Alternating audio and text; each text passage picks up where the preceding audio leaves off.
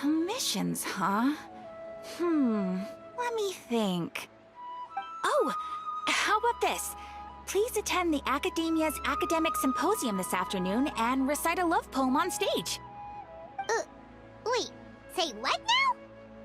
And if possible, please also use your camera to capture the reaction of the audience upon finishing the poem. Huh? What kind of commission is that?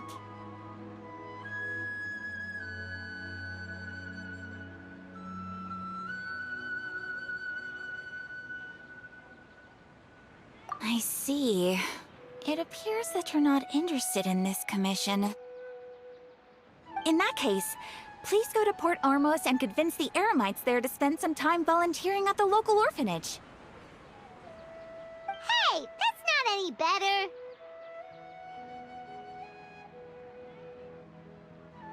I'm sure the mercenaries will have some interesting reactions as well. Paimon's gotta ask. Just who exactly has been submitting these commissions to the Adventurers Guild? Oh, the commissioner? Well, actually, I just wanted to see the two of you in action.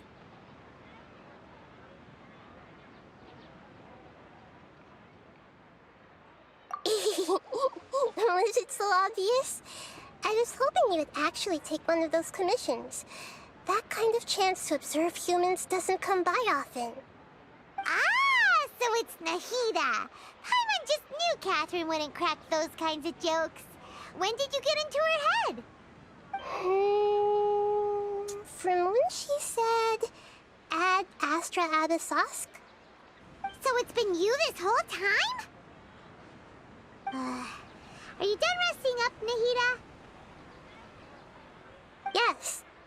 I've been sleeping ever since we parted ways, and I even had a really, really long dream. It was another dream about the Sub-Zero's festival, except it was a happy one. In my dream, I was sitting in the middle of a flower terrace, and everyone in Sumeru City was holding hands as they danced in circles around me. They danced round and round, and everyone looked really happy. I also got to sit on a gigantic flower carriage. Ferris, the Knight of Flowers, raised me really, really high above the ground, and I was throwing an endless amount of Yalda candies at the children. You know, Nahida, maybe your dream is how the Sub-Zero's festival really should be. It's meant to be a joyous time where everyone gets together to celebrate your birthday.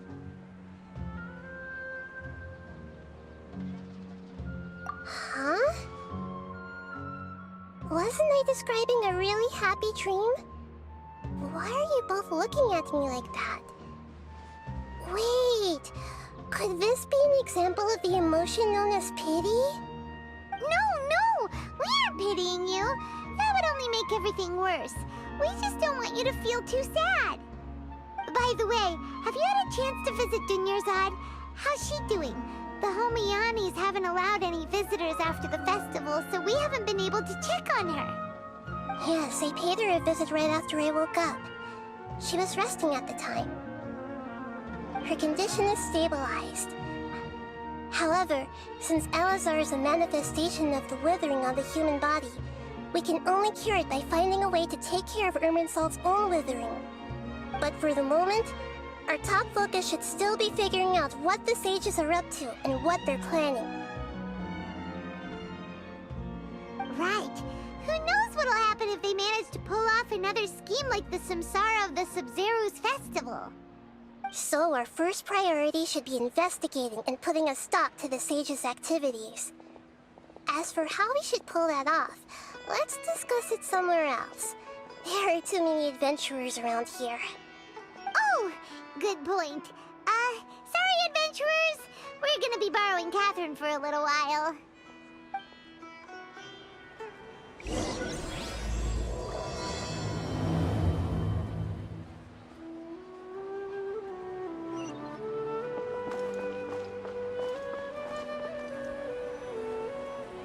Let's continue our chat here.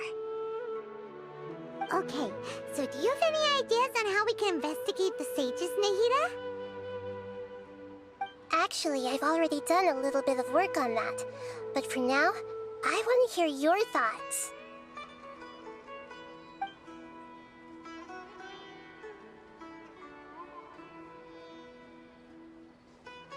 I've already tried that, but all the key members of the Academia, even the core of 30 guards, intentionally avoid wearing their Akasha terminals. It seems that from the very beginning, they've been guarding against info leaks from the Akasha. Of course, it could also be because they're wary of me. Have you already caught the sage's attention? I'm guessing not yet, but distrusting me would make perfect sense if they've ever paid attention to the urban legends about me. In any case, I probably can't take over their minds directly. We're in the dark as of now. Since we still don't know anything about their goals, any rash move could tip them off and lead to terrible consequences. After all, every person in Sumeru City is one of their hostages. No way, that's too risky. You mean it'd be too easy to get caught? No, it's not that. We shouldn't involve innocent students in this. A single mistake could completely ruin their lives. Doing that would be ignoring the safety of my people for my own selfish goals. How is that any different from what the sages are doing? That's a good point. Spoken like the god of Sumeru.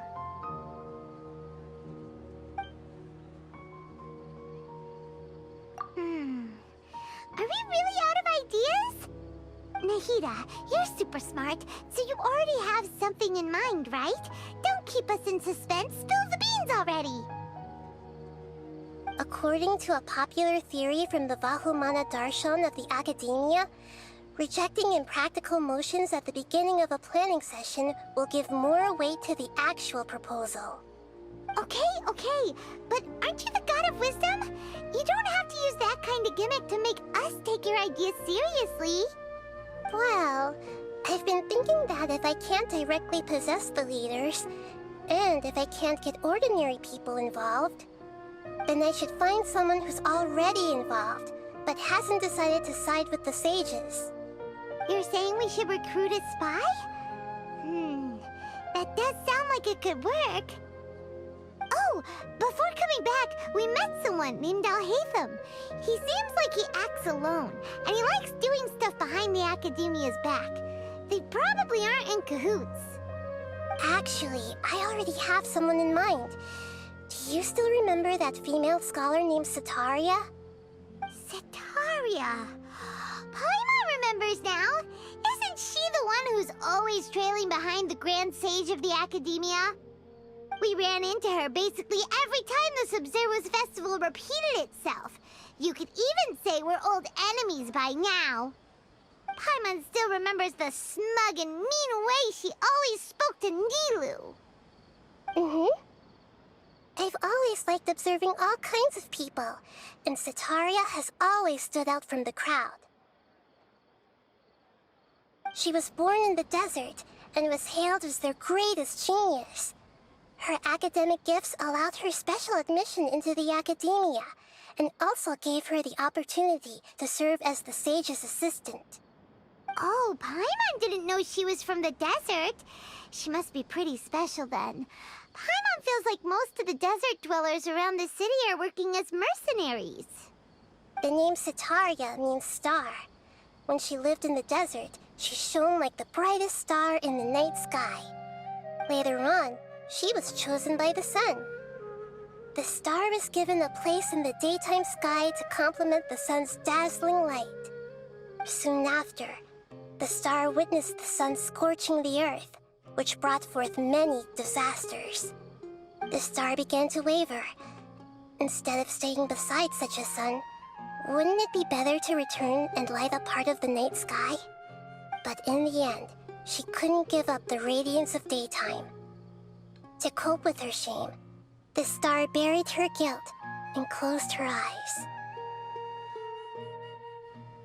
From the sound of it, Setaria's just hung up on the research opportunities here. she doesn't really support the academia.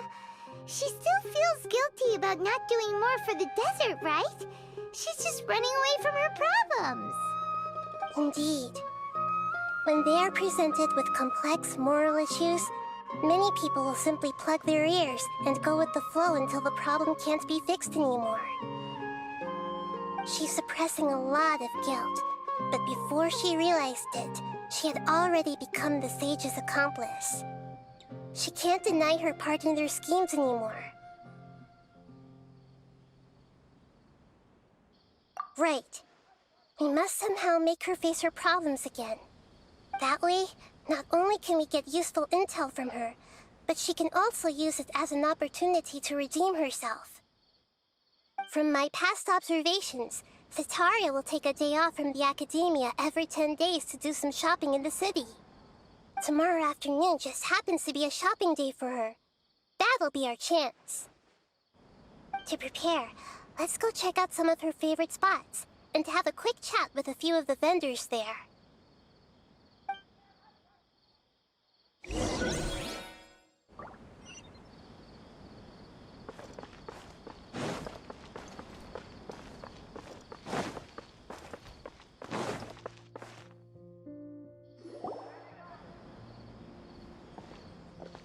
This should be Cetaria's favorite fortune-telling spot.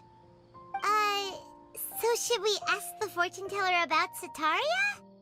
No, I already have enough information on Cetaria. The most important thing now is for you to pay attention to the vendor's talking style and key characteristics.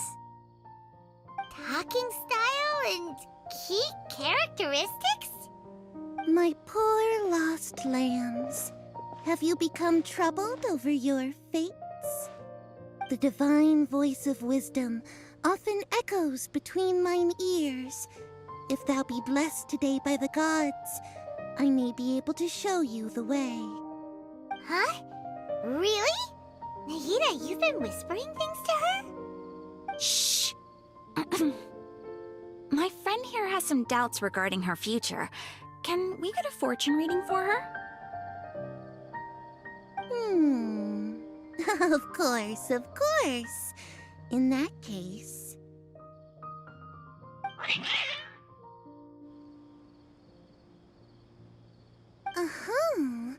It would seem that Harut and Marut are quite wary of you.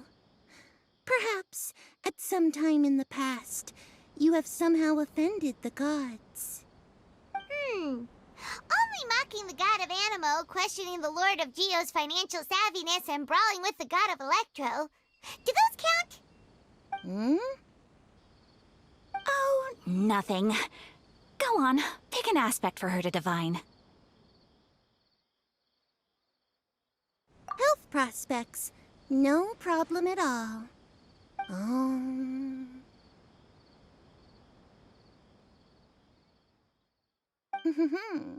The gods have spoken. The truth shall be revealed. Your life shall continue on for many tens of thousands of years. Impossible. Harut, Marut, did you two spoil my divination? I've never read a fortune so absurd.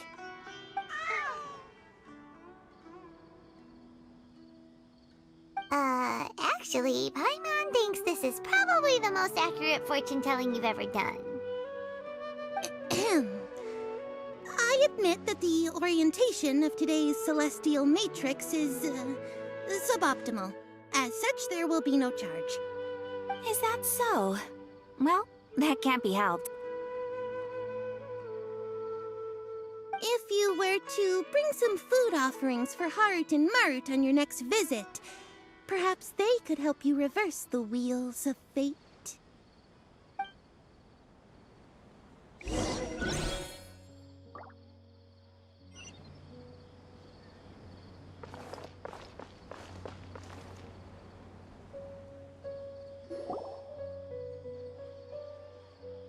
Is this another one of Cetaria's favorite stalls?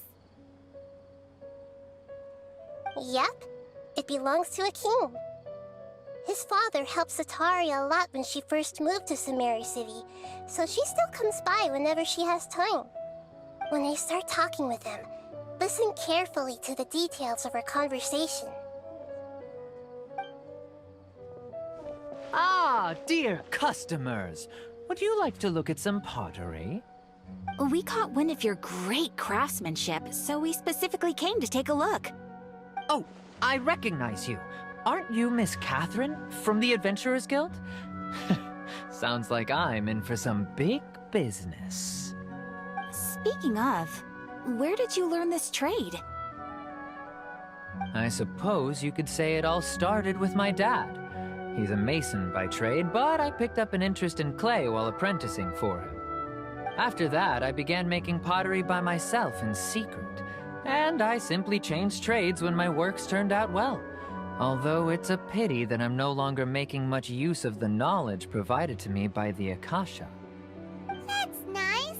You're making a living doing something you love. So is your father still working as a mason? Oh no, not anymore. A few years back, he fell from a roof and broke his leg. Since he had already saved enough Mora over all these years, he's just enjoying the retired life in Port Ormos nowadays. I see. We wish him peace and happiness in his retirement. I'll have someone in charge of logistics at the guild come by another day for some goods. We'll leave you to it. Take care now. No problem. Rest easy, all our goods are sure to meet your every need.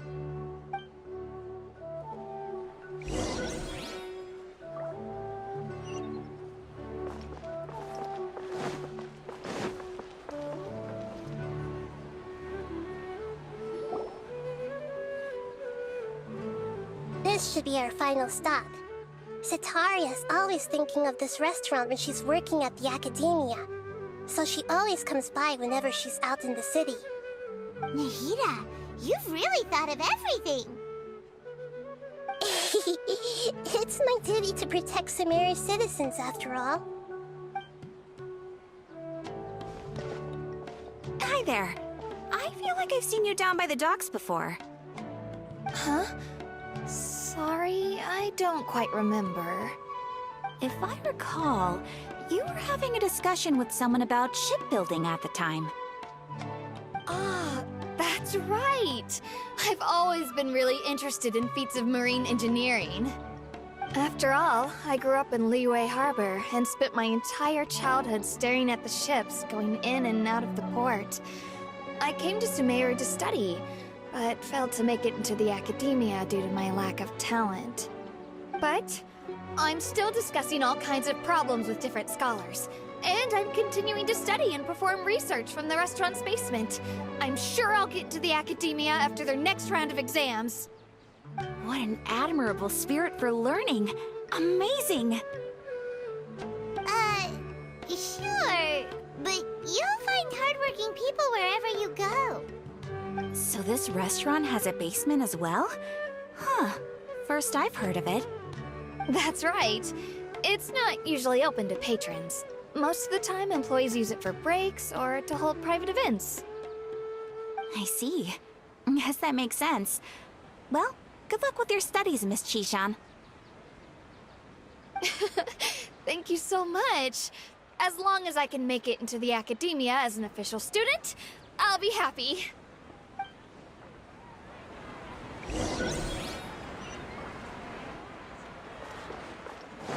Time to go.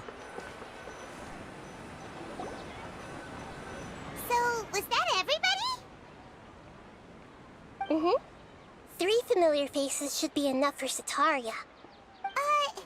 What's the point of all the information we've collected? Nahida, you still haven't told us how you're planning to make Setaria face her problems. Setaria is already used to avoiding her problems, so we must find a way to break through her usual sensibilities. I remember that you mentioned that the Eremites in Port Ormos are all making a fuss about the upcoming resurrection of the Scarlet King. Although it's all just a boatload of nonsense, the fate of her homeland may turn out to be Setaria's soft spot. Oh, Paimon gets it now! You want to take advantage of the guilt Setaria feels about her homeland. Although she knows she should return home to help the people of the desert, all she's done is conspire with the sages.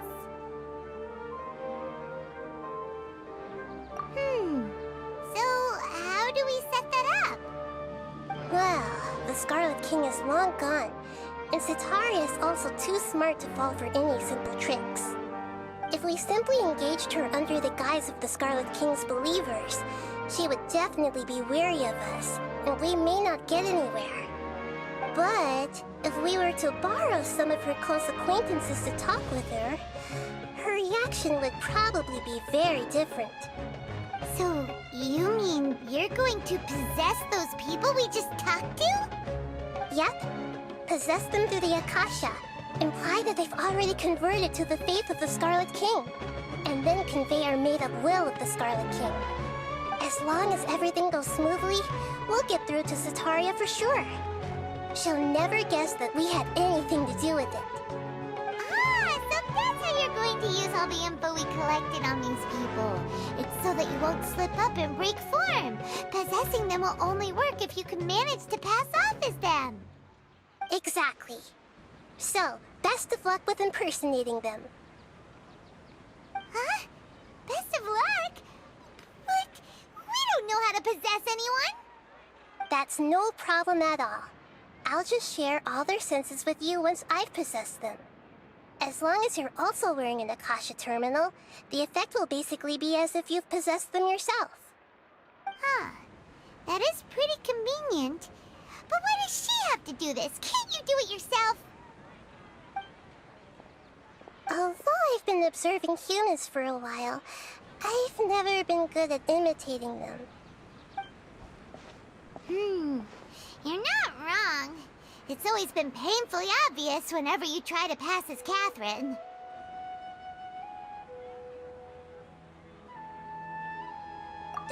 If it was at all possible, I would have preferred to leave these people alone.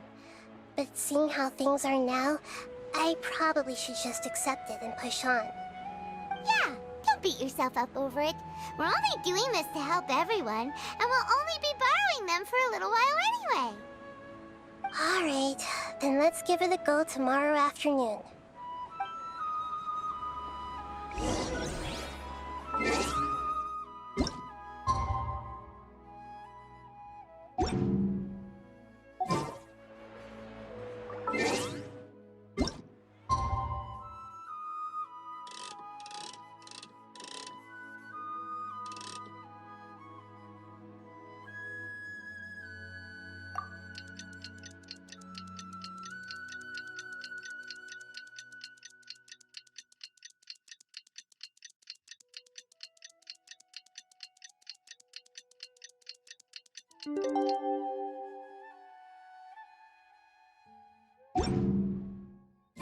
This scenery is wonderful.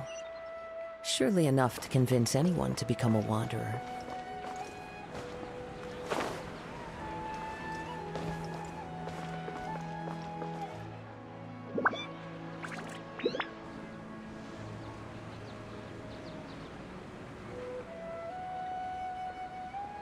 Oh, here she comes. Cetaria's here.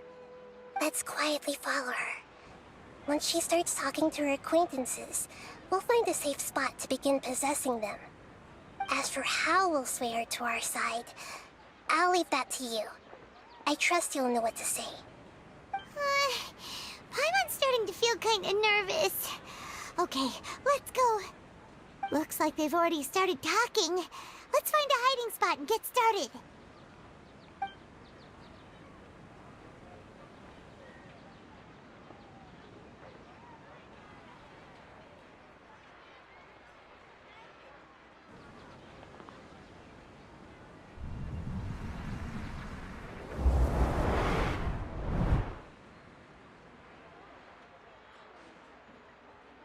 That's right. You really can't force anything when it comes to love. And besides, everyone around me has a very different background and outlook. Are you still listening to me, Dehya? Oh, of course I'm listening. You were talking about troubles with your love life, right? I heard everything you said. Okay then. You just seemed a little distracted for a moment there.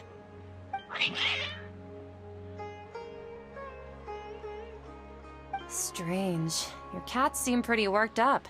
Is something wrong? I always thought they were quiet, happy kitties. Oh, what are their names again? Ah, that's right. They are just little darlings, aren't they? Harut and Marut. So, which fortune do you want me to read for you today? You must have come for another echo of the divine voice of wisdom. I'd like to get another reading on my love prospects, but to be perfectly honest with you, I feel like I've been a real mess recently. A mess? Well, could you do a reading on how long it'll take me to finish my current project at work? I really just want to get it over with. I hear you. No problem at all. The gods will reveal the truth.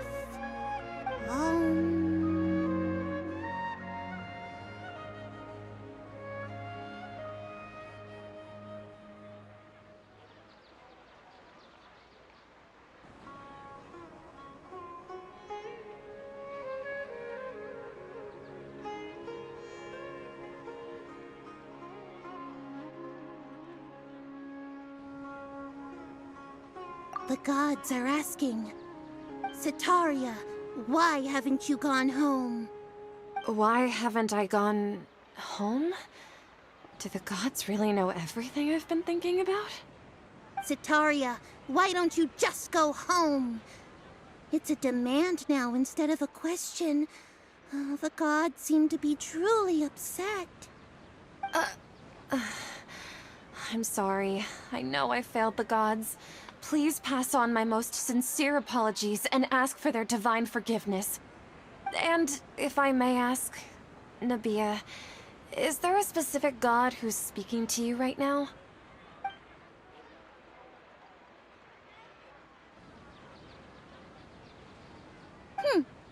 What an inconsiderate and naive question.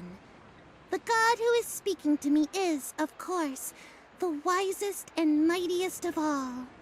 The Scarlet King. The Scarlet King? No wonder he would make such a demand of me. Oh, wait a second. The Scarlet King passed away a long time ago.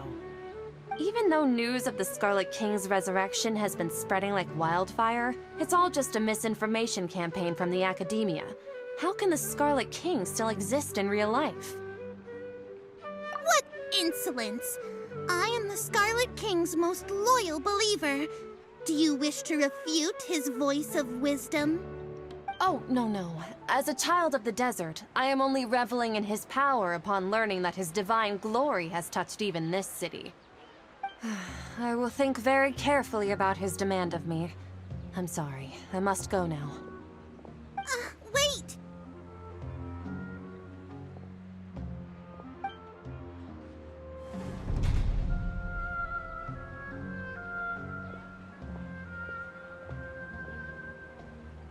Oh, she just ran off in a hurry. She looked pretty upset, too. Well done. Setaria didn't seem to suspect anything amiss. To have something she's been trying desperately to avoid show up out of nowhere and berate her, that must have shaken her to the core. Aw, Nahida, it seems like you understand human emotions really well after all. All I know are some abstract Harabatot theories. And in any case, my time with you has shown a lot of them to be utterly useless. I'm still trying to make sense of everything. Anyway, enough of that. Let's hurry and catch up to Setaria. He's out of games now, right on cue. Let's get ready to possess him right away!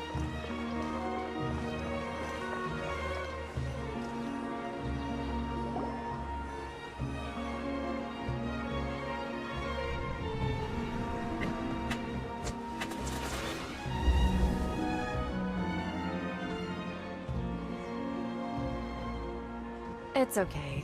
I just got caught up in something. Oh, actually, didn't you ask me to help you look for work? What kind of work were you looking for again?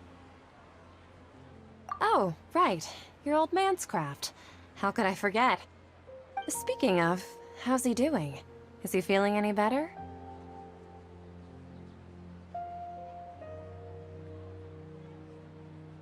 Oh, that's good to hear. I have been thinking a lot about him. If I could get some more time off, I'd love to pay him a visit. Actually, while we're talking about him, is he still living in Port Ormos? Yeah, he's been retired there for a while. If you could find the time, please write him a letter. Please pass on that recently, faith in the Scarlet King has taken root in Port Ormos and has begun to spread across Sumeru. He has a quick temper and has always been a devout follower of the Dendro Archon. I don't want him to get into a fight with those Scarlet King believers because of a difference in beliefs. Oh? So, who are you siding with in all of this? The Academia or the Scarlet King? I'm so jealous of you. You were born a child of the desert, yet you chose to betray the Scarlet King, and now you spend all your time with those crooks from the Academia. Akeem, you don't mean you've also become a believer of the Scarlet King? What's so strange about becoming a believer of the wise Scarlet King? In fact, aren't you the strange one? The one who still can't pick a side? Can't pick a side? Me? Whoa! Paimon had no idea you'd be so good at this! You really zeroed in on the issue and put it right in front of her. It might feel a bit overwhelming for Setaria. But once everything is over, I'll be sure to pay her a visit to her mind and explain everything. Anyway, let's keep going.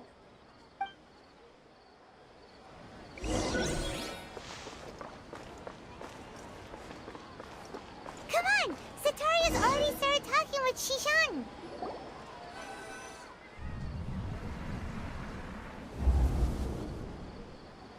So, Shishan, have you noticed anything weird in the city lately? Like, as if someone was trying to preach to you about something?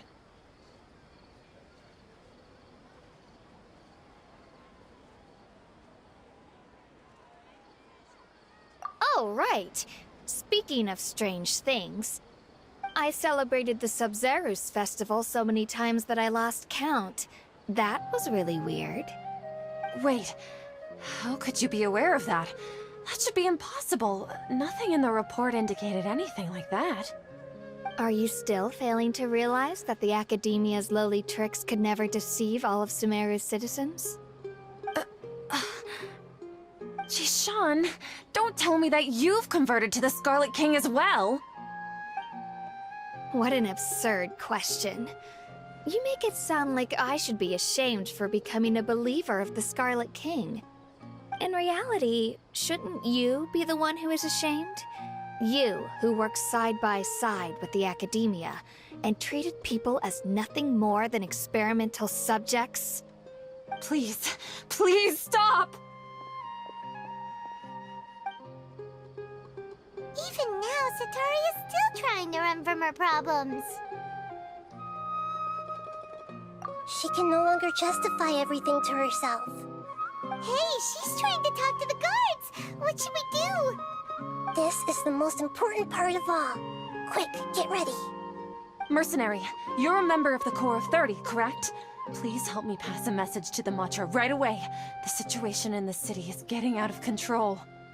Please, try to remain calm, miss. Tell me what's happening in the city. Heretics are infiltrating the city, and they've already converted many residents to their side. Heretics? What kind of heresy are you talking about?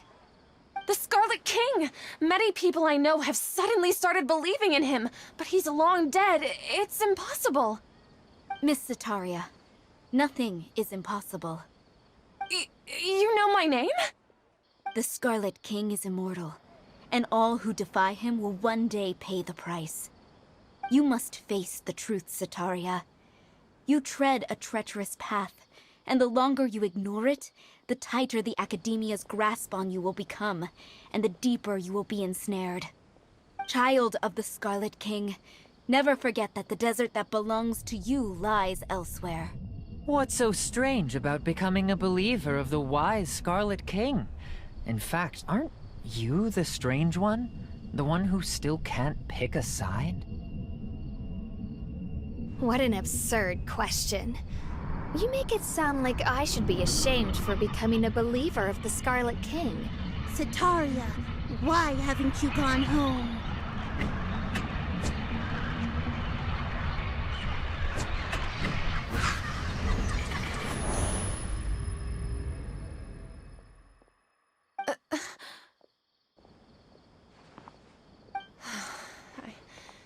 It seems that no matter where I run, I only keep finding more believers of the Scarlet King.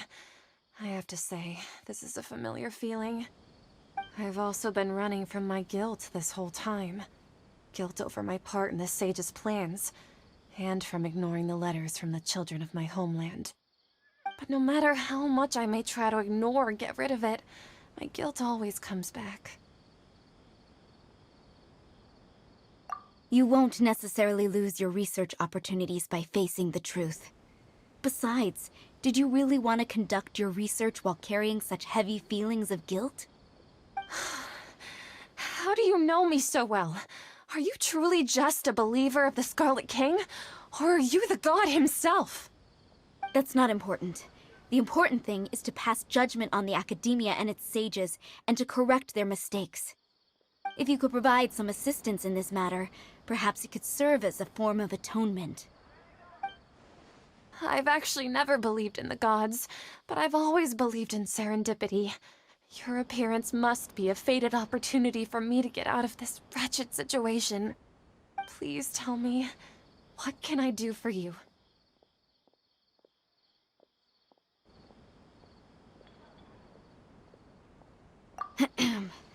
How much do you know about the Sage's current activities?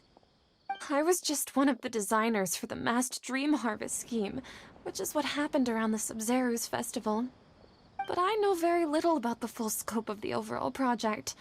I'd assume that only staff with the highest clearance would have access to those confidential documents. I've just been working to meet the Grand Sage's specified requirements. However, there's something that's been really bothering me. I heard that a scholar who was previously expelled has returned to the city, and even the sages are still quite wary of him. To fight against the Academia, we will need to figure out the nature and the purpose of their work. Is there a way for us to get access to the confidential documents you mentioned? It should be possible if we're willing to take some risks. After all, I'm an assistant to the Grand Sage, and I've been working on many tasks outside of the project.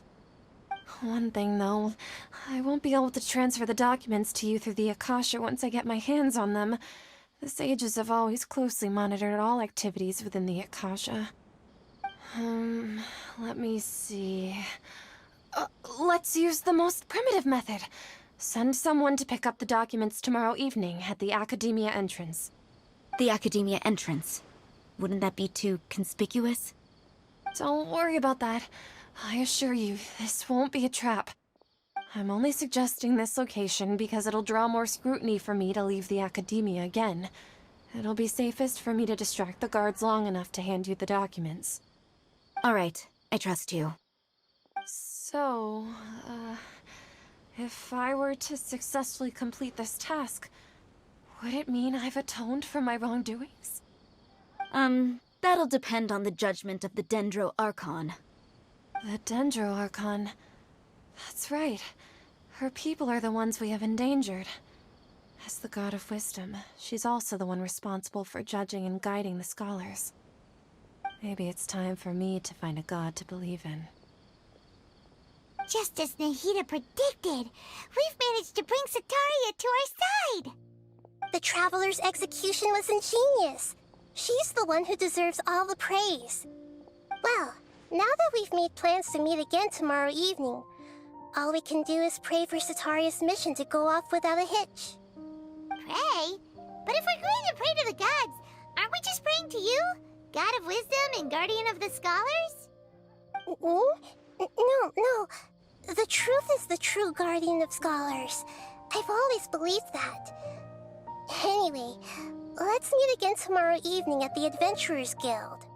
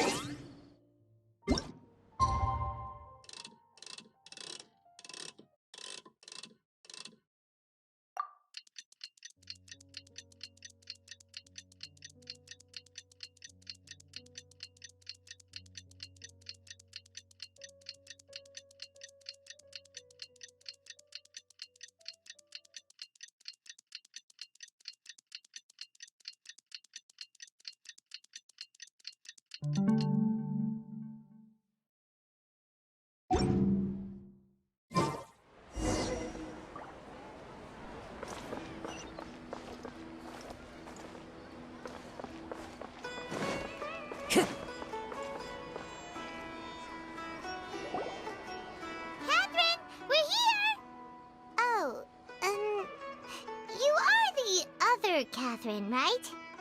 That's right. I suppose I'm the other Catherine in your mind.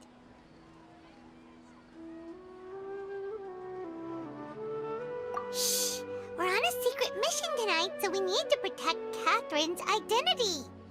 Yep, Paimon's right. We cannot fully rule out the chance that the meetup tonight is just a trap. If something were to happen, my existence may be the only trump card we'll be able to play. After all, the Academia should still be unable to confirm the existence of my consciousness in the outside world.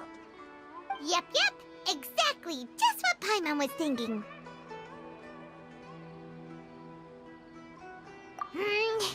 Anyway, enough about that.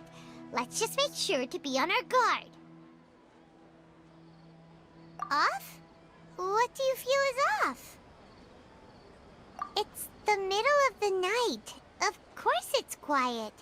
You're not getting paranoid, are you?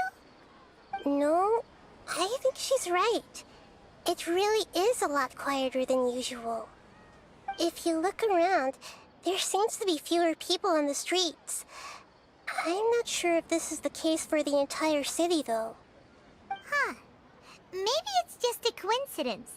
Maybe Setaria figured out a way to not only distract the guards, but also to get everyone to go to sleep early, just so we can exchange the documents in peace.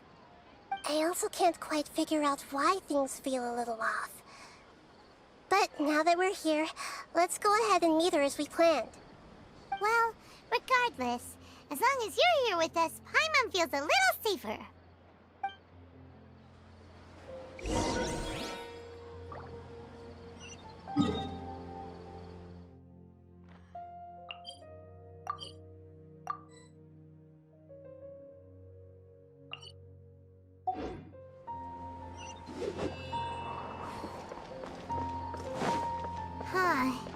There really aren't many people out right now. Let's hope it'll be this quiet in front of the Academia, and that Setaria managed to distract all the guards.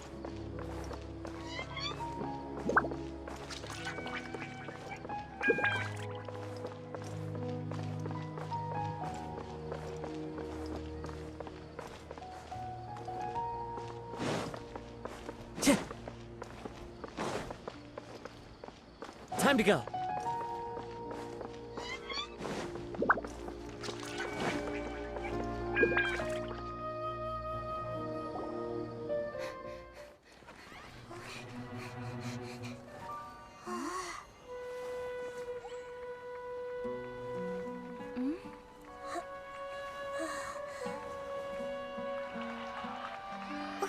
What are all these people doing here at this hour of the night? Ah, the triumphant hero returns at last. And to a rather spectacular welcome, even if I do say so myself. You're the outcast, expelled from the Academia. Indeed I am. Although these days they tend to call me the Doctor.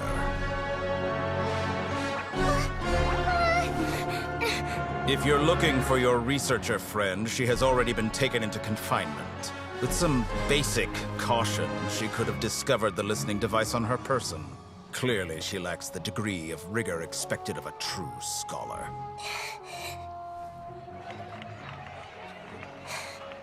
The people of Sumeru City! What have you done to them? I simply made some minor adjustments to their Akasha terminals. Now they can deposit information directly into the subconscious. As you can see, all these lovely people now believe this traveler is a hero who has just saved the world. My experiment is a success. And now it seems they can no longer hold back their sheer adoration. No, what should we do? These are all just regular people. Leave now. You need to get out of here. But that guy's a Fatui Harbinger. We can't just leave you here. Nor can I abandon the people of Sumeru.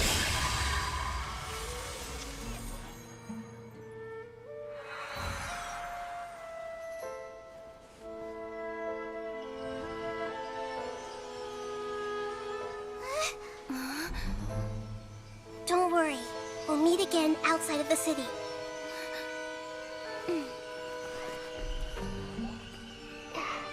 I see. You appear to have overridden their mental faculties with your own consciousness.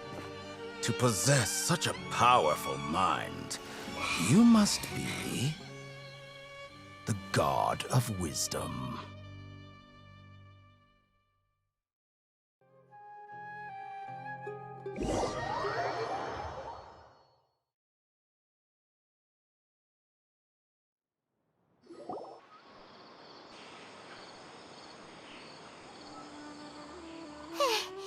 This should be far enough. Whew. Paimon needs to catch her breath first. Is Dehya going to be okay? We only made it out because of her. Paimon wasn't counting on running into a new Harbinger here, let alone such a high-ranking one. That guy was number 2. So scary. He called himself the Doctor. Remember, Tighnari told us about him. Setaria did say that someone who once got expelled from the academia came back recently. And that even the sages are wary of him. Yep, sounds like she must have been talking about the Doctor. Yeah, now that the Doctor's in the picture, we're no longer just dealing with the academia. They're in cahoots with the Fatui. But what are the Fatui after this time? Another Gnosis? Yeah, things would be a lot easier with Nahida's help. Nahida said we'll meet again outside of the city. But we can't just keep waiting around, right? You mean... Oh, right! Wasn't he invited by the sages to work on some project when we were staying with him in the Vidia Forest? That has to be the same project. Even though he turned it down at the time, he might still know something. There's no time to lose. Let's go to Gandharvaville.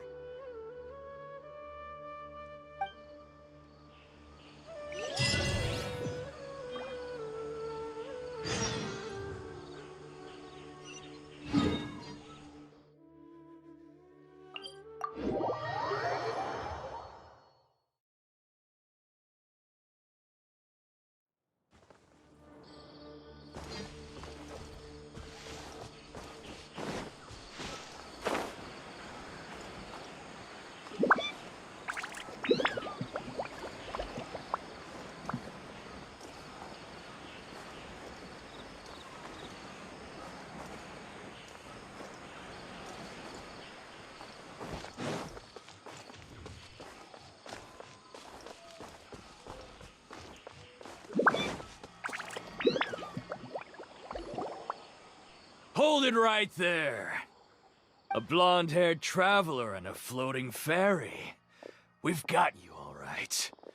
Take a look around. You've fallen right into our trap. Are you mercenaries from the Corps of 30? Did you come here to arrest us? Core of 30? We're nothing like those government lapdogs who don't even get scraps for their work.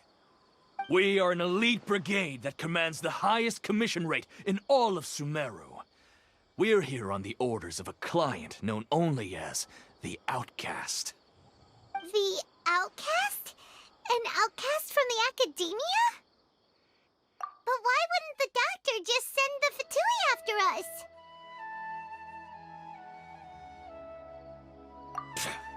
Still wasting time on idle chit-chat. We'll shut you up soon enough. Get them! You're up, Traveler! Following your new punch. Get back! Take that! That's close enough. New punch.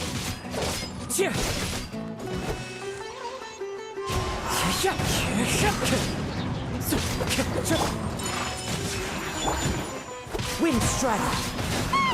It isn't over yet! Here comes reinforcements!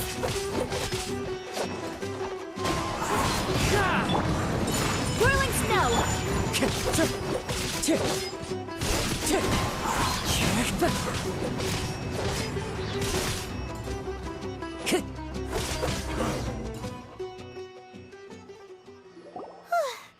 That was pretty rough. Is that what elite mercenaries are like? Yeah, looks like we'll have to keep our guards up. But this doctor guy seems like a pretty tough opponent. He knew exactly where to set up an ambush. Did he predict that we would try to find Tighnari? Going up against smart people is tough. Anyway, let's keep going.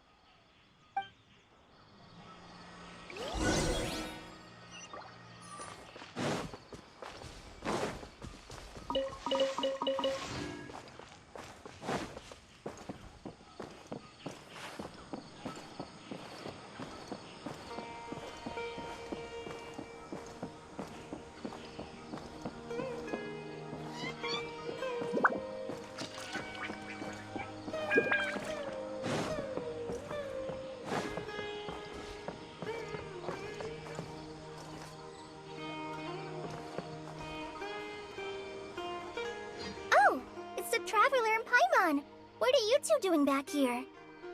Kale! It's nice to see you again! Are you doing alright? To be honest, I'm not doing too well. My Elazar has been progressing at a faster rate lately.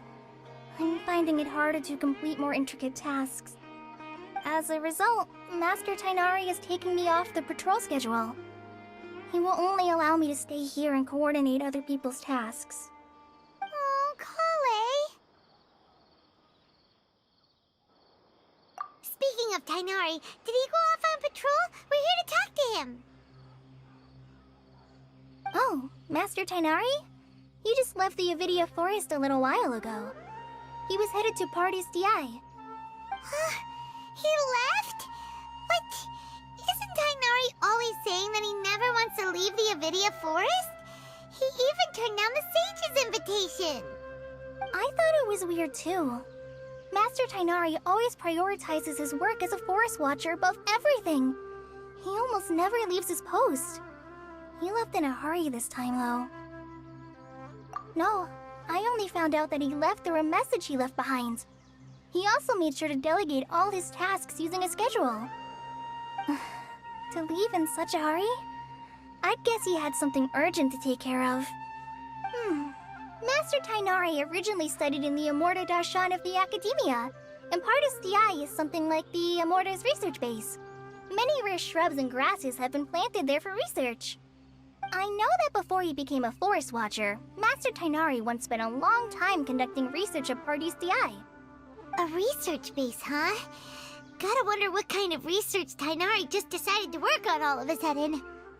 Oh, we don't have a lot of time, so let's go look for him at Party's DI.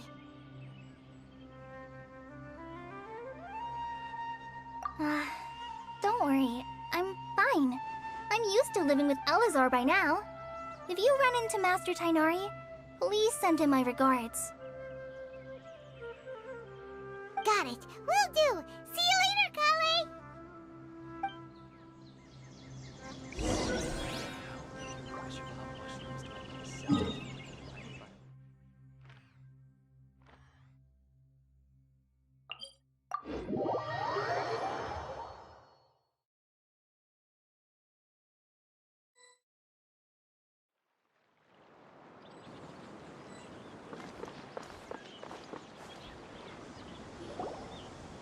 Wait! Look who it is! Thank goodness you're okay. We were so worried about you. Hey! This was supposed to be a touching reunion, but you're ruining the moment! Actually, it's very smart of the Traveler to be wary of me right now. After all, the Doctor has shown that his technology can apparently even control human minds. Plus, it's not like you could have known what happened after we split up and I was facing the Doctor by myself. Even a pool of stagnant water after a torrential storm can occasionally pass as a patch of sky. Paimon feels like only the real Nahida could come up with such an obscure analogy. Huh? But I wasn't trying to win your trust or anything. All I wanted was to clarify my point. Well, we understand that point now. Please, Nahida, tell us more about what happened. Are those poor people all right? When you left, I was still in the middle of restoring everyone's minds. Thankfully, when the Doctor mentioned depositing information into the subconscious, he didn't mean engraving information into their minds. Instead, he did something closer to creating hallucinations. That was still within my power to fix. Luckily, I managed to finish my restorations and mind jump away from him just as he was about to capture me. Whew. What a relief.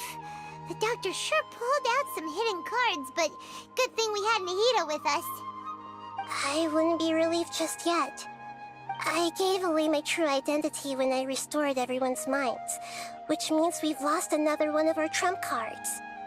Also, the Doctor is already an expert at modifying Akasha terminals. Maybe it's only a matter of time until he captures my consciousness inside the Akasha. Would that mean you'd no longer be able to jump between minds? Then how do we stop him? He's still at the Academia, so it's possible he already started messing with the Akasha. Ugh, it feels like he's toying with us. What a nasty piece of work. Plus, the Doctor's combat ability alone is apparently enough to make him worthy of being number 2 of the Fatui. We shouldn't give up hope just yet. Let's try to find another way to attack this problem. Actually, Nahida, how did you know we were trying to get to Party's Dehya? Have you been waiting for us? Yes, I have. I can see the Traveler's elemental energy, so I deduced your destination by looking at the direction you were moving in. You didn't come here for sightseeing, right? Did you find any leads? We're looking for a scholar we know. His name is Tighnari, and the sages once tried to reach out to him. Why don't you come inside with us and see what we can find? Okay, let's just hope we won't get him into trouble.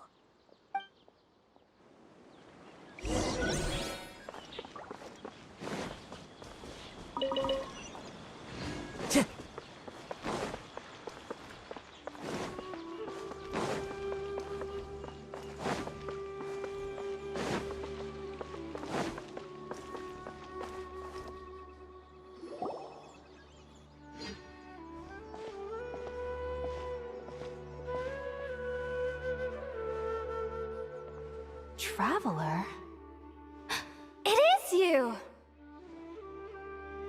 Ah! The voice! It's Hypatia!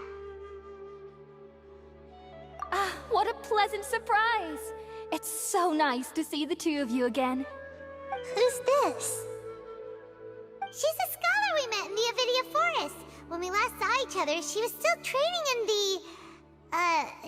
what's it called? Satyavada life? Oh, I see. That's right, we're old friends. You've come at just the right time. Ever since I've come here, hardly anyone has even talked to me. Hypatia, you're way too excited about this. Actually, for you to leave the Avidia Forest means... you're not in training anymore? Wait, no. Did you already finish your training and reach Pariporna life? What do you think? My consciousness has already managed to make contact with the divine. You did it! Congratulations! It's so exhilarating to share this sublime joy with others at long last!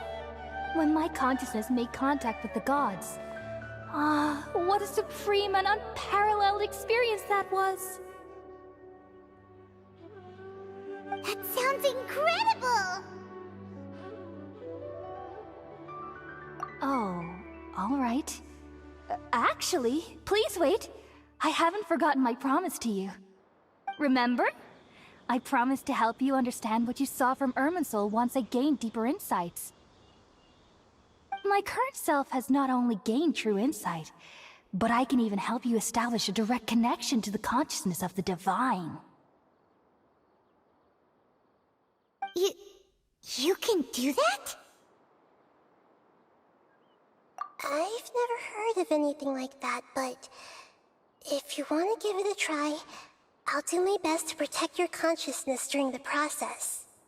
Hold on. I brought some spirit borneal with me. This is still a crucial part of the ceremony. We're using that incense again? All right now. Hold my hand. I'll help you establish a pathway to connect your consciousness.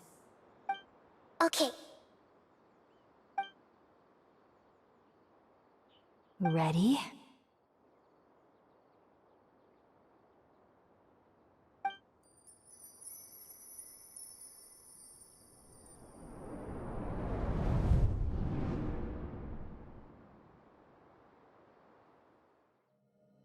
It took 3 betrayals for me to finally understand.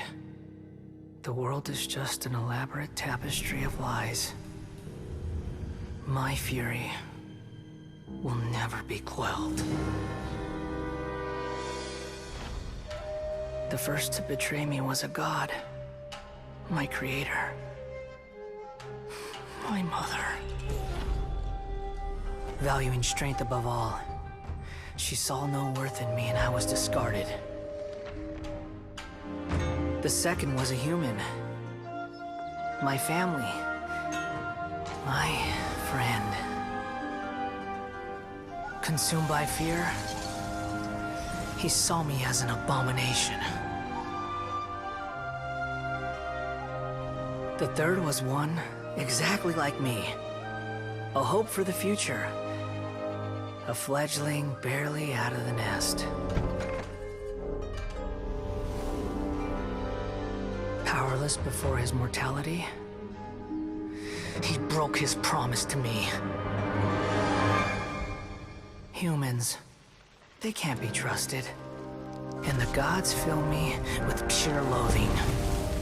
So I said good riddance. I denounce the world and laugh in its face. My chest will never again be defiled by worldly filth.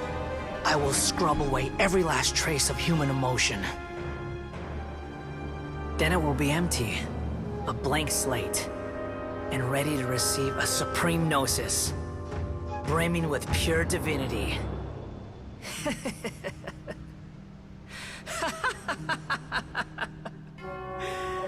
There is no need to fear. The pain will be brief. Your era is coming to an end.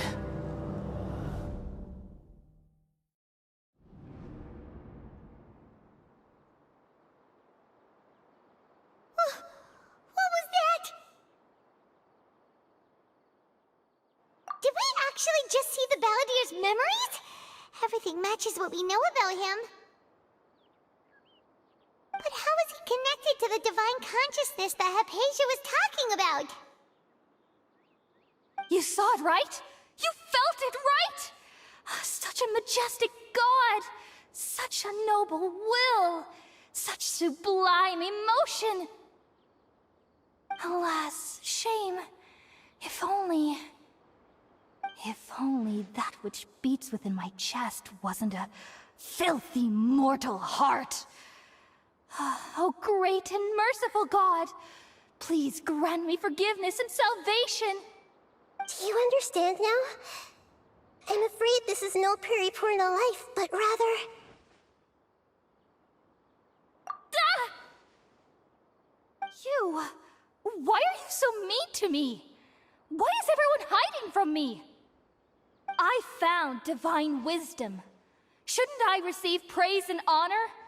Haven't I uncovered that light in the darkness? Hypatia? That's how I always thought everything should be. Wait. Have I already lost my mind?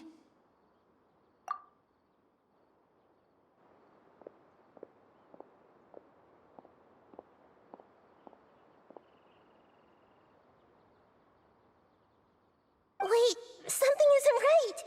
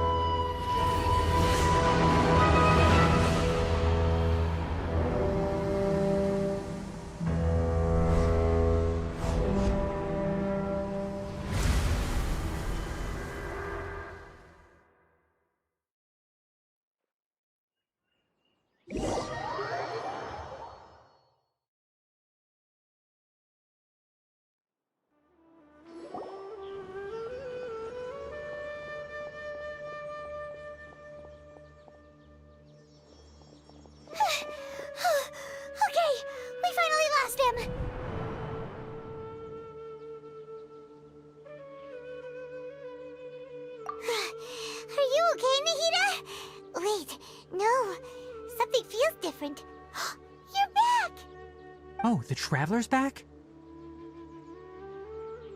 Nahida was controlling your body for a while. It seemed like she jumped over to you as an emergency measure right before the Catherine puppet was destroyed. After that, Tighnari heard the commotion and came over. He helped us defeat the mercenaries and then he ran with us all the way here. What? You swapped places? You mean your consciousness also went into Nahida's body? Wait, then where is Nahida's consciousness? Where is she now? I never imagined that an individual's consciousness could be transferred around like this. Had I not seen it with my own eyes, I would have never believed it. I don't think this can be achieved with current human technology. Also, while we were running, the consciousness in your body told me to pass on a message. She said, "The doctor has found a way to trap my consciousness, so I can't journey with you anymore. But even in a moonless night, a shower of starlight can still drown out illusions and lies." Oh no! Nahida's trapped in the sanctuary of Sarathana for good this time! Was that message all she left for us? It's pretty vague. Oh, that makes sense! Since the doctor captured her, she won't be able to say anything without him knowing! She's being extra careful. Even in a moonless night, a shower of starlight light can still drown out illusions and lies. Huh. Paimon knows the moon illusions and lies are from the alchemical divination at the Sub-Zero's festival. Didn't Nahida use a starlight analogy before? It had something to do with Sataria.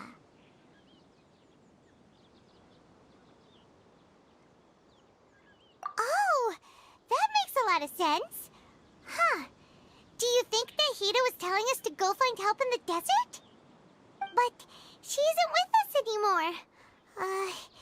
Think we'll be okay? Paimon, you said Sanctuary of Surasthana.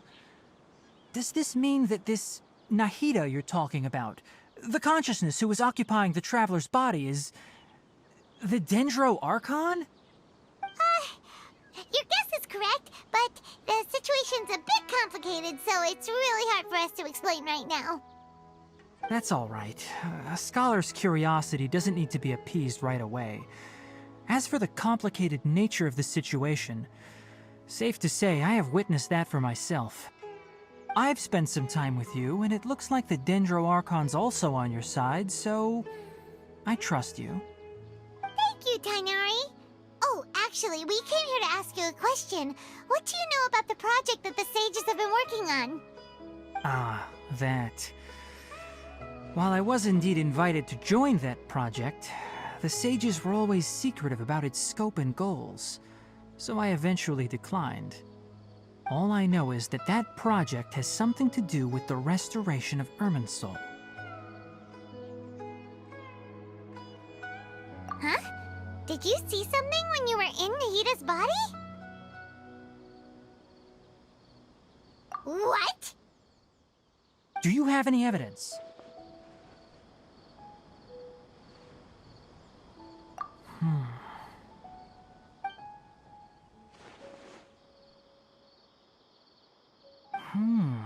So that's what happened. That explains why Hypatia's symptoms were different from those of the other scholars who went mad. It's because she made contact with the consciousness of a new god who is still in the process of being born. Tighnari, did you leave the Avidia Forest because of Hypatia? I did. I noticed Hypatia's mental anomalies, but since her symptoms were rather atypical, I secretly took her to Paradis Dehya and began searching for a way to return her to her normal self.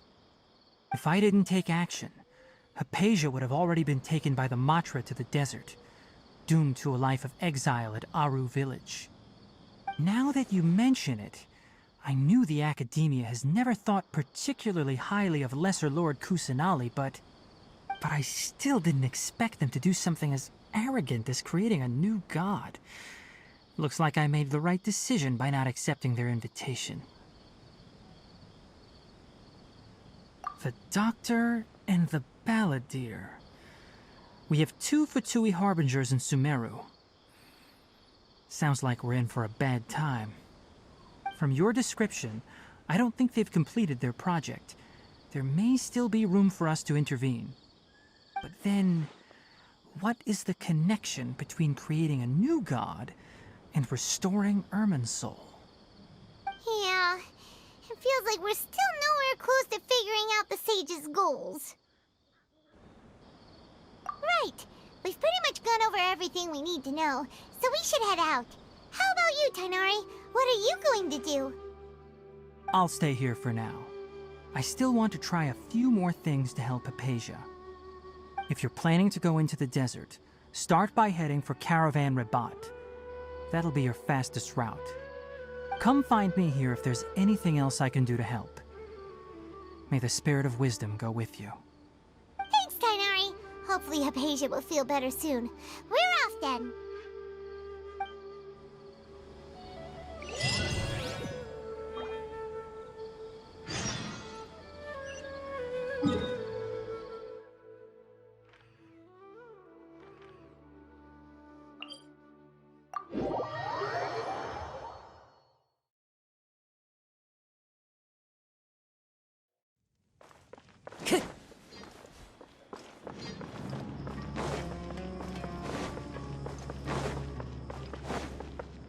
Time to go.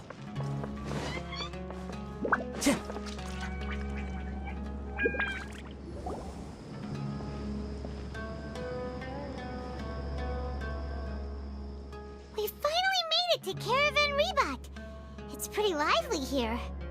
So, just past this wall is the desert, huh? Oh, wow.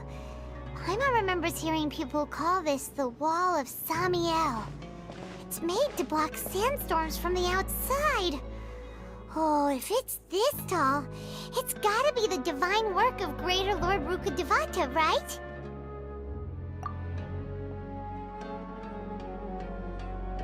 Enough gawking. Come on, follow me. Huh?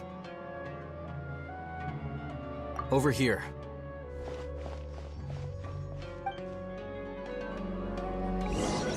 Alhaitham went that way! Let's hurry up and follow him. Wonder what he's up to.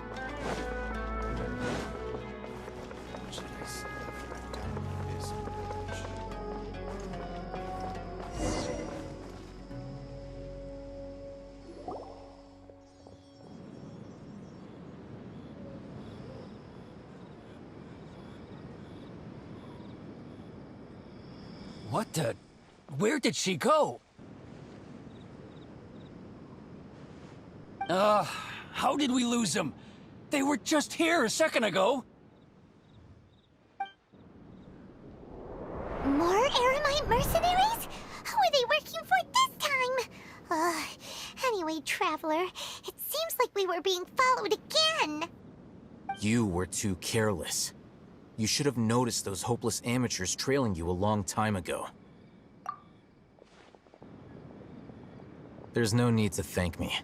I've never cared to keep track of personal favors. All I did was correct a mistake I happened to come across. It's a habit I developed at the Academia. You really gave Paimon a scare, Alhaitham. We never thought we'd run into you here. Last time we met at Port Ormos, didn't you say you were going back to the Academia? Wait, don't tell Paimon that you're here to take us back on their orders!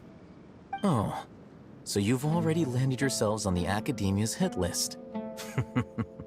I can't say that I didn't expect it. However, had I wished to turn you over to the Academia, don't you think you'd already be the Eremites' honored guests by now? Oh, right. You do have a point. I have no interest in running errands for that project. As a scholar, I've always belonged to the camp that promotes researcher autonomy. And these days, you're more fascinating than anything the sages can offer. Not quite. To tell you the truth, I'm still investigating the Divine Knowledge Capsule. Unfortunately, I've run into some difficulties. Everyone says the capsule originated in the desert and was eventually moved to Port Ormos.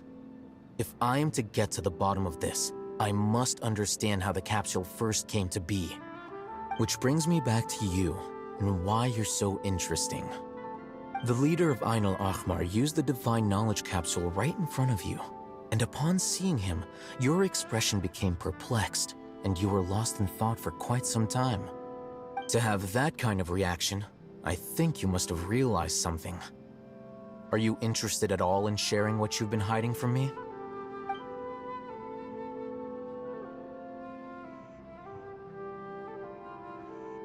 Alhaitham, you really have a ridiculous eye for detail.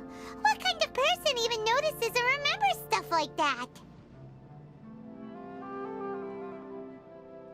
So that's your answer. Well, I do work for the Academia after all. So considering that, it is indeed wise to keep your cards close to your chest. But that does prove you do have some undisclosed information about the Divine Knowledge Capsule. Am I right? No matter. Rather than simply learning the answers from you, I'd still prefer to investigate on my own. Speaking of, you two are also headed to the desert? That's right! We have the same plan as you! But we don't really have any concrete goals at the moment. Then I'd suggest starting with Aru Village. It's the largest settlement in the desert, so it'll probably have more resources and intel than anywhere else. Well, would you like to head there together? It's always better to travel with someone you know. Let's go!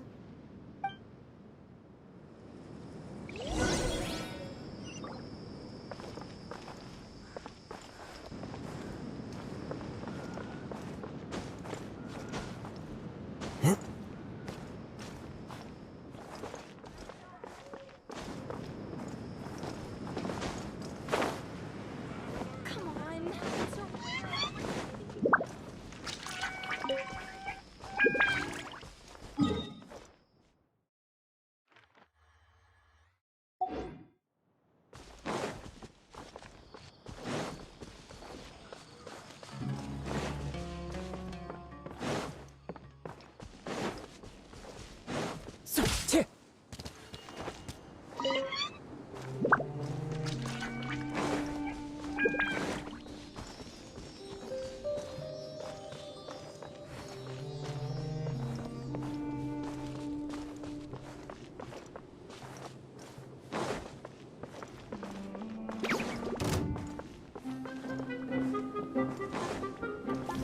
Dragon! Take flight!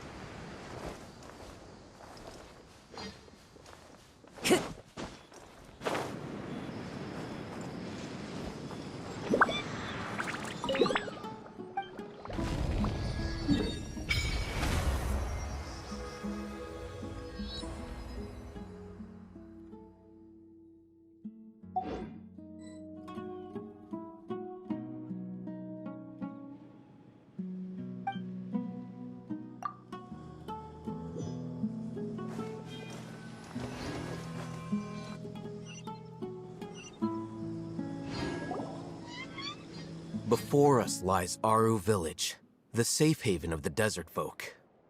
Whoa, this landscape is really something else. What a cool place! Let's go check it out!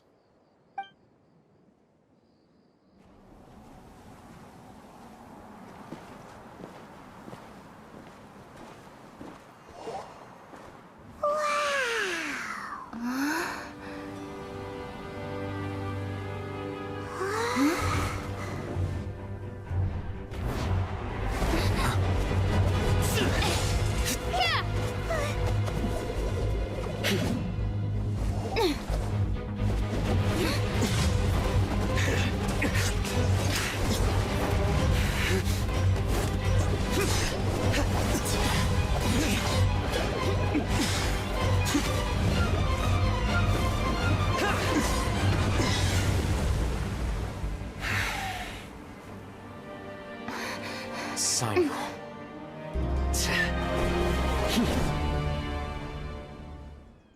Unless my memory fails me, we have barely spoken 2 words to each other before now at the Academia. Would you care to enlighten me as to when and how I invited the General Mahamatra's wrath? Alhaitham, do not think you can escape my judgment just because you managed to escape my attack. Judgment? So that's how you'd characterize your actions here, is it? Or would elimination perhaps be a more accurate description? Had I used my full strength, not even this traveler would have been able to stop me. Though styled like an assassination, I sought only to ensure that my target would be unable to flee or resist. Standard practice for the Matra, as well you know. Seemed to me more like your own personal touch. Who is that, Alhaitham? Did you call him General Mahamatra? Yes. General Mahamatra Cyno, head of all the Matra at the Academia. He's a formidable hunter, and the ultimate nightmare for any who have committed academic crimes. You seem to have placed a lot of trust in Alhaitham, to the point of blocking an attack for him. If I were you, I'd never choose to side with him. I wouldn't believe a single word that comes out of his mouth.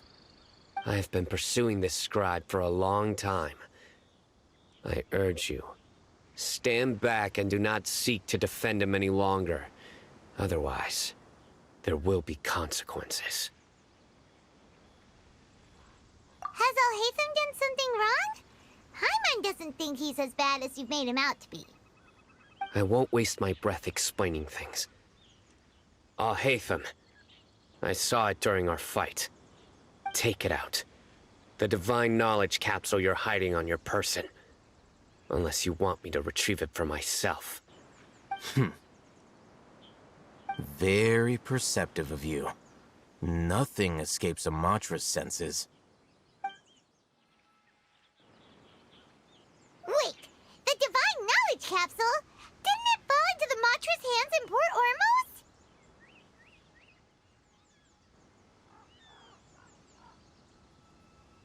No wonder you speak with such confidence, Cyno. But I must admit, I'm very curious. What does this capsule mean to you? And why, as General Mahamatra of the Academia, are you all alone in the desert? As far as I'm aware, the other Matra have been speculating about your disappearance. Have you been given a mission that's, let's say, morally dubious? If I was the real target of your mission, what was stopping you from simply using your authority and resources to judge me within the walls of the Academia? I should have known you'd be difficult to deal with. You two! Ugh! What you would do, Traveler? Paimon feels like we can't trust either of them! Ahem. Well, look at you two, acting all tough and self-righteous over there. Wait, Dehya?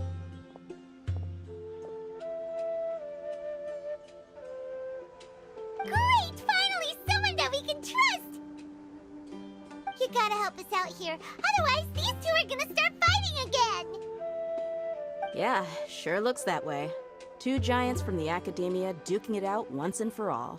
Not something you get to see every day, that's for sure. Listen, I know you academic types love to fill up your big brains with self-righteous morality and lord your empty rules and virtues over each other. But how dare you bring your petty disputes into the safe haven of Aru Village? It seems like someone's gonna have to beat some sense into your thick skulls until you finally learn to respect these grounds.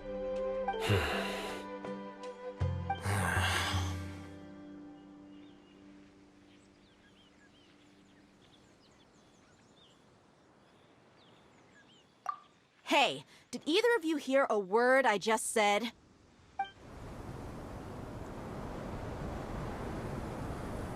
Whoa, what's going on? The wind's so strong! Is this a sandstorm? Paimon's gonna get blown away! Another sandstorm? What's up with these recently? Hey! All of you, over here, quickly! We have to take cover! Someone's calling for us! Oh, this wind is too strong! Let's get over there! That sounded like Candace. Come on, you two. Jeez, are all of you Academia folks such hard work? Move it! All right, stop yelling.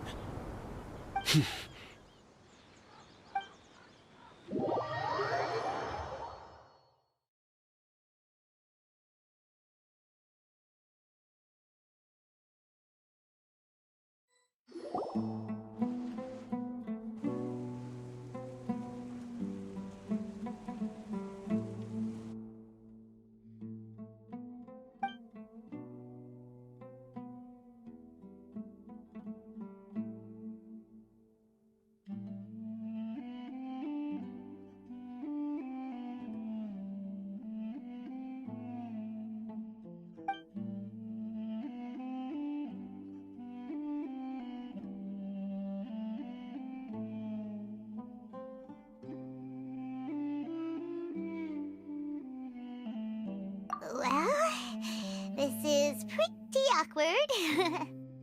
Hey, wanna play sardines with three people who wanna tear each other limb from limb? Sure, why not? Sounds fun. The air is so thick and heavy. Paimon can hardly keep floating anymore. My sincere apologies, everyone. This is the home of our village chief. I will have to ask you to make do with this small room until the sandstorm dies down. Please, let me introduce myself. I am Candace, protector of Aru Village. Our savior has come at last! Nice to meet you, Candace. The name's Paimon. Thank you so much for helping us. There's no need to thank me. It's only right to help each other when the weather gets rough. Wow, she's so gentle and caring, like a nice older sister. Unlike those guys over there. All right. Now that we're all better acquainted, we should return to the topic at hand. As a guardian charged with the responsibility to protect my fellow villagers from harm, I was observing your conflict from afar, even before the sandstorm started. And now that you have set foot within our village itself, it is all the more my responsibility to make absolutely sure that you pose no threat whatsoever to us. So please, have an honest and sincere conversation with one another, and put your hostile feelings to rest.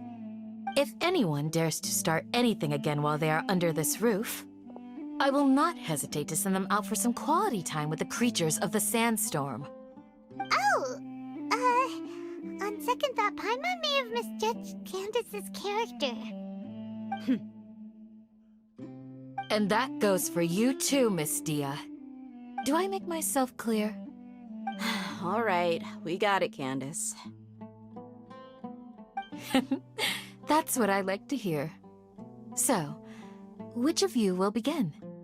I was supposed to be a mediator, but I might have gotten a little too involved just now. Anyway, one of those two should probably start talking. Wait, that was you trying to be a mediator? I have nothing to hide, so there's no shame in explaining myself.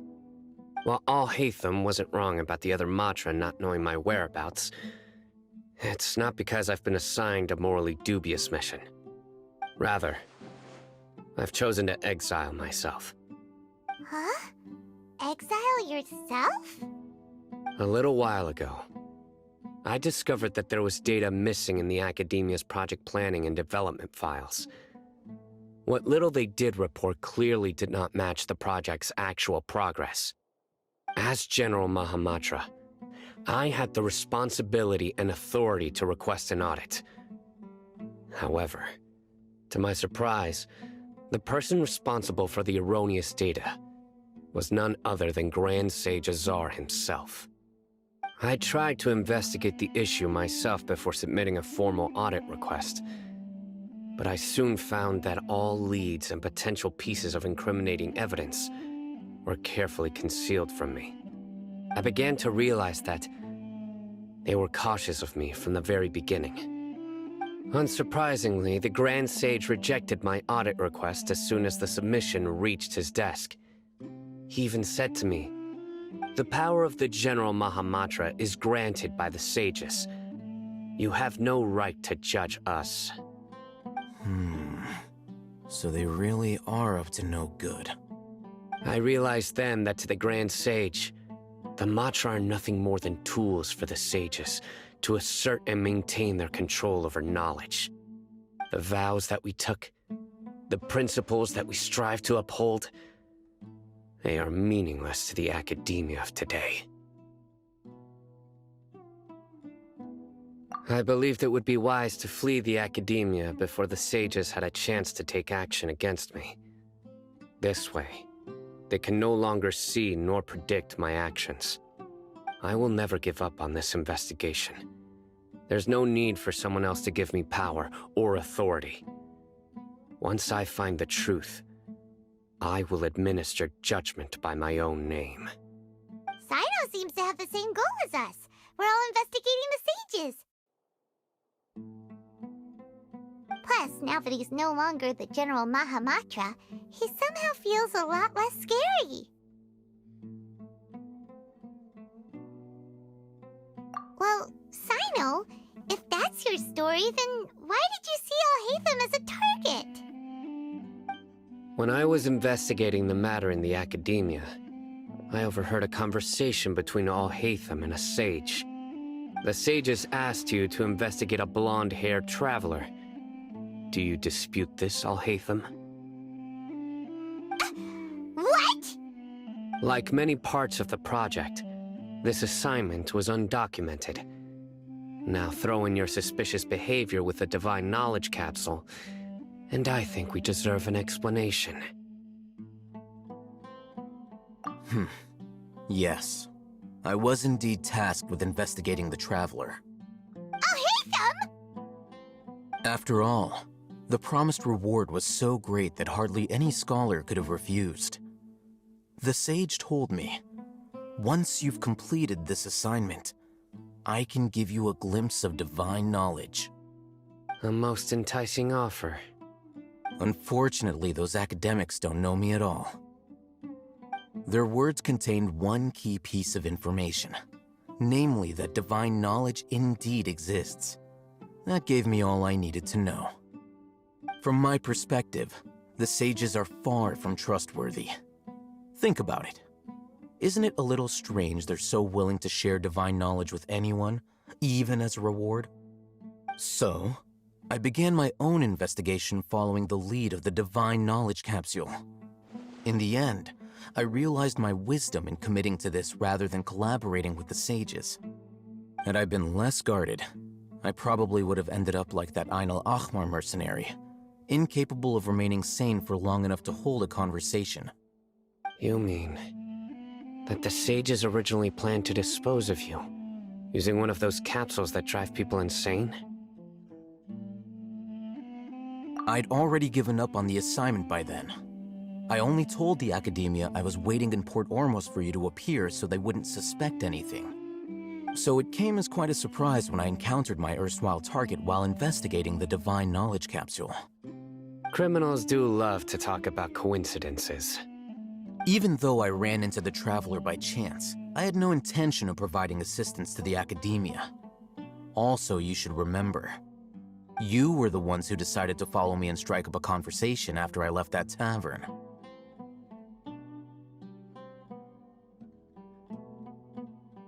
That's true. Alhaitham helped us out at Caravan Rebot as well. Maybe he's telling the truth.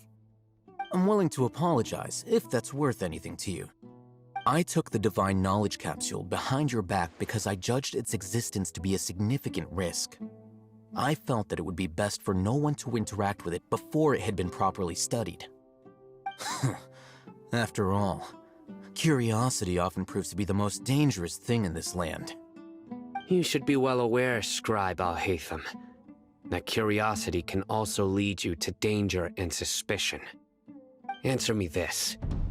Did the sages share any information about their project with you? Have I not made myself clear?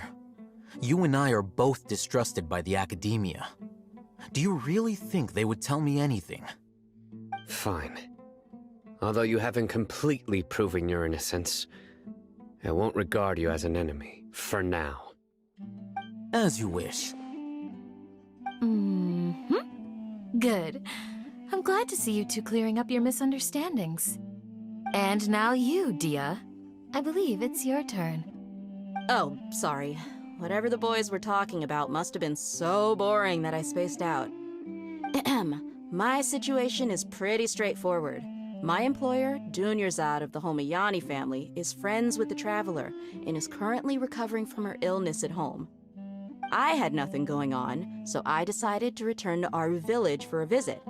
I was actually looking forward to a pretty exciting time getting back together with everyone here. But then I saw these two random guys in the middle of a pointless argument. It ticked me off, and things went downhill from there. Is that all? Well, I will admit that definitely sounds like your style. In that case, welcome back, Dehya. That's more like it. I missed you all so much, Candace.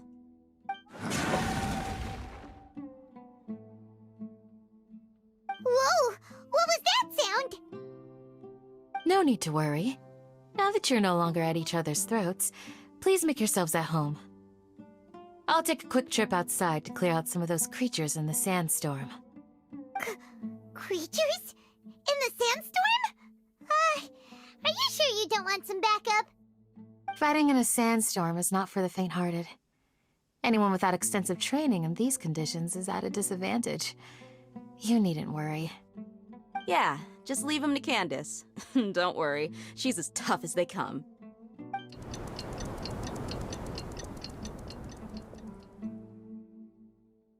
The wind's died down. That means the sandstorm's over, right? Candace still isn't back yet, though. Is she alright? Maybe we should go out and check on her. When you put it that way, even I'm starting to feel a little worried. All right, let's go. We've been here long enough, and the boys are as chatty as the floor.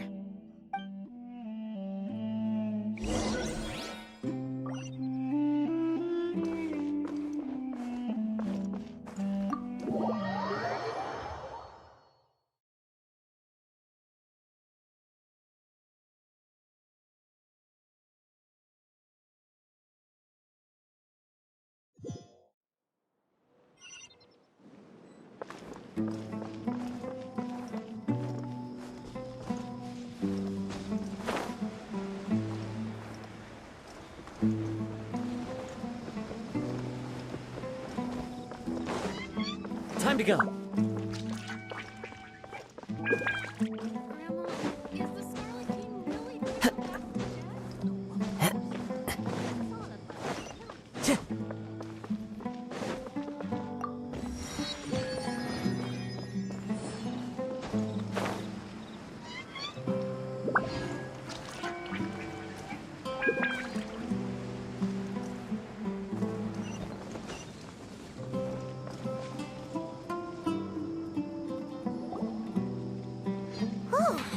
Candace, you're still fighting? You've been out here dealing with these creatures the entire time? Yes. They just keep coming in waves. I've lost count of how many I've defeated. Before I realized it, even the sandstorm had stopped. Ah! Here comes another wave! Leave this round to us. I got interrupted earlier, but now I have something to take my anger out on. It's been quite a while since I've seen the Flame Mane in action. I'll leave these to you then. I'll be sure to put on a good show. Let's go!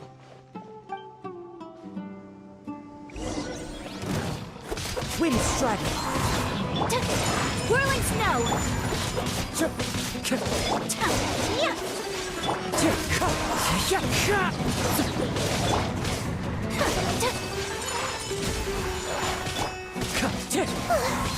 Here comes another wave! When are they ever gonna let up?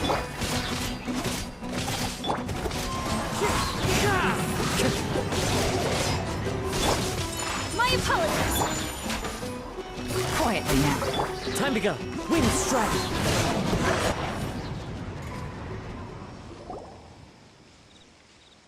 The creatures stopped appearing.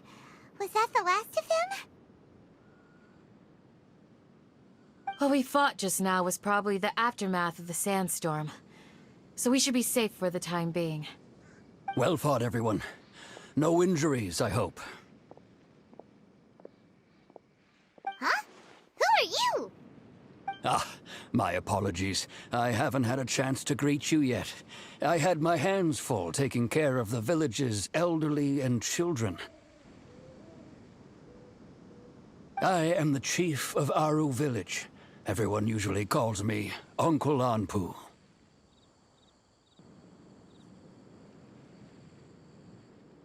Sir, I am also originally from the desert, but I have not been back for some time now. May I ask if such sandstorms are common?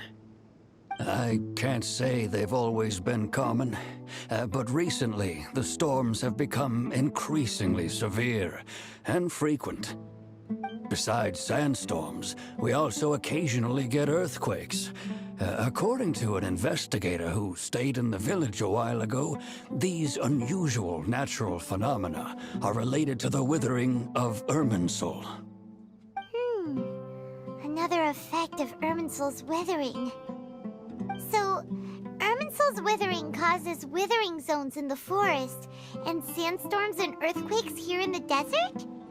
Everything in the natural world is inextricably connected to Irminsul. These regional symptoms can indeed be a reflection of Irminsul's present state. Everyone in Aru village needs to take good care of themselves.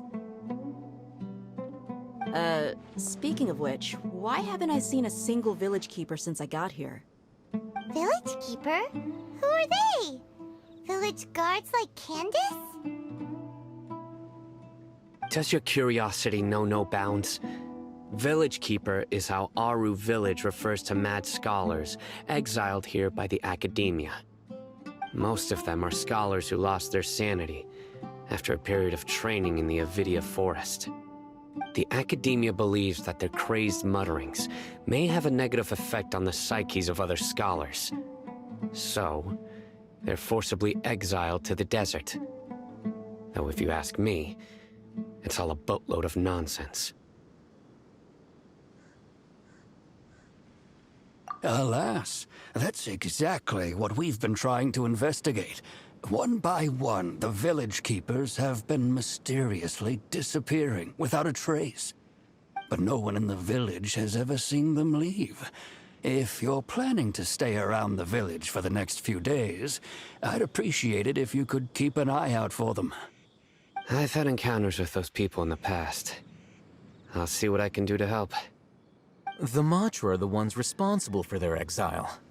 Now that you're no longer with them, are you trying to alleviate your guilt and atone for your past sins? I'm fascinated by how you think. Mock me if you will, but if you are guilty, I will eliminate you, regardless of my position or identity. Oh, you're the former General Mahamatra. You must be an expert in these kinds of investigations. Thank you for your help.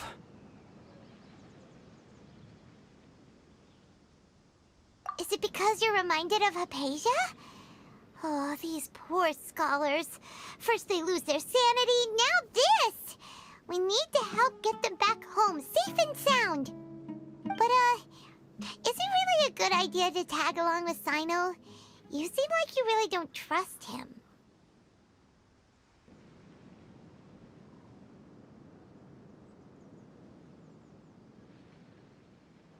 I'll be grateful for the assistance. No doubt you will do a better job than some of my former subordinates. Let's start by finding a spot to share what we know so far.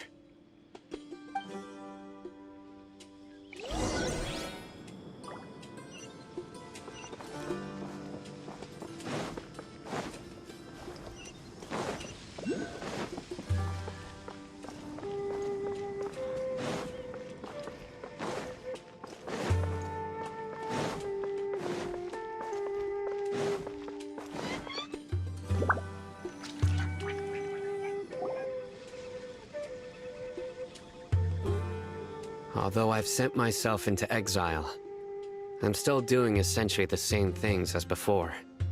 Do you still have any questions for me before we start our investigation?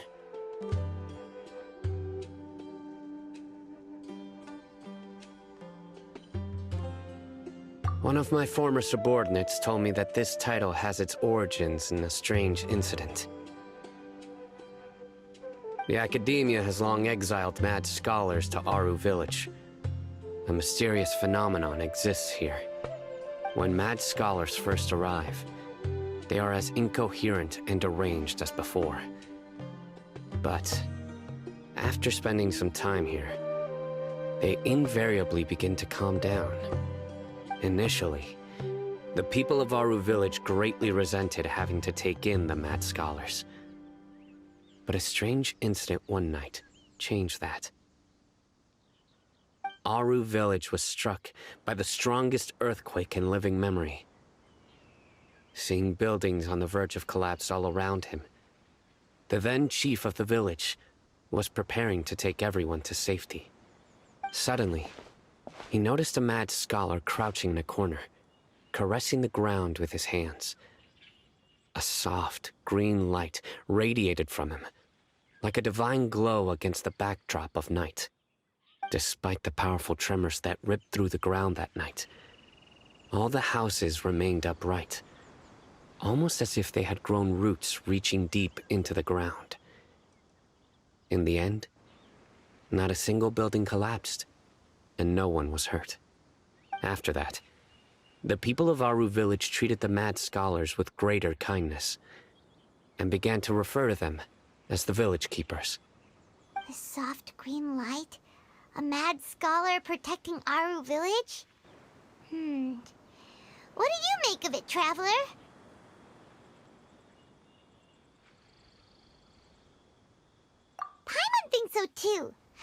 Actually, Cyno, do you know if any of the mad scholars continued to wear their Akasha terminals at Aru Village? In theory, they would continue wearing them so the academia could still monitor their activities. With that said, the main Akasha system would no longer have any interaction with them. Oh, no wonder! Everything makes sense then! Add in the fact that they calmed down, it was probably Nahida who calmed them. If you are able to draw a conclusion from this one story alone, then it appears you possess much more information than I do.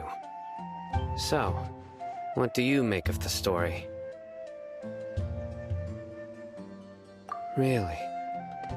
Lesser Lord Kusanali. What? You don't believe us? Lesser Lord Kusanali was definitely using the Akasha to give her power to the mad scholars! No, it's not so much that I don't believe you. I'm just struck by your reasoning. Lesser Lord Kusanali, the current Dendro Archon. Is she really active in Sumeru? The Academia has always placed far greater importance on the late Greater Lord Rukkhadevata. They've more or less ignored Lesser Lord Kusanali, and I've never had any reason to doubt their views. In addition, I've never heard any stories about Lesser Lord Kusanali and her deeds. To me, she might as well have been a god that never existed. No way! Nahida definitely exists! She's a... how should Paimon put it? She's a good Archon who's kind and wise, even if she says weird stuff sometimes.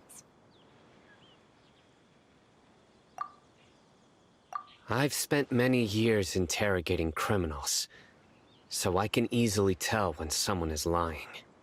Good! Then you should know that we're telling the truth! That look in your eyes. I've never seen that from a liar. You two really must have met Lesser Lord Kusanali.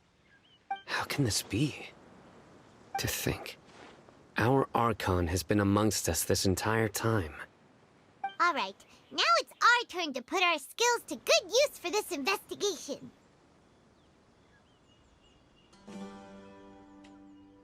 But easier said than done, especially since we don't have any leads.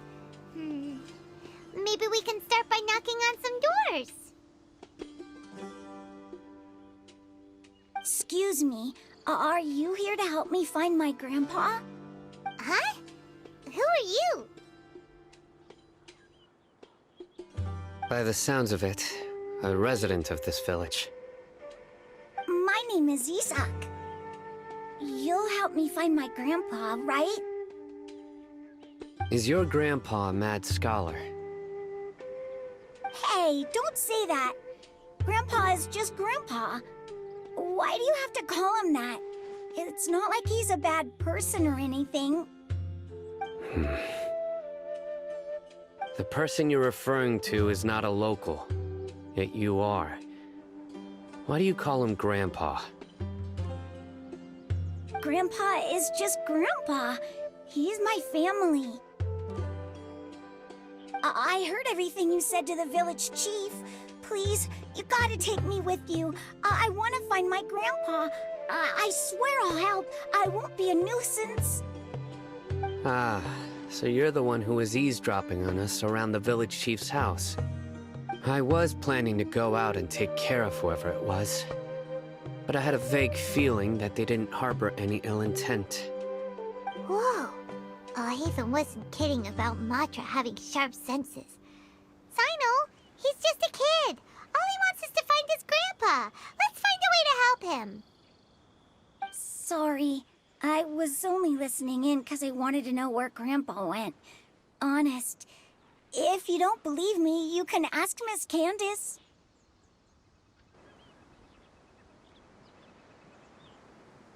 All right. But first, let's confirm the facts with Candace.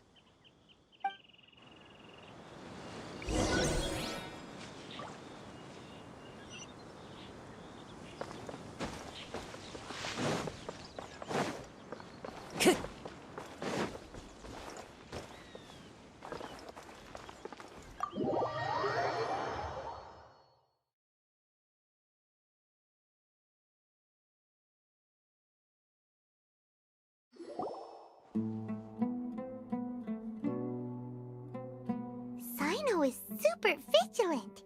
Is this what all the Matra are like?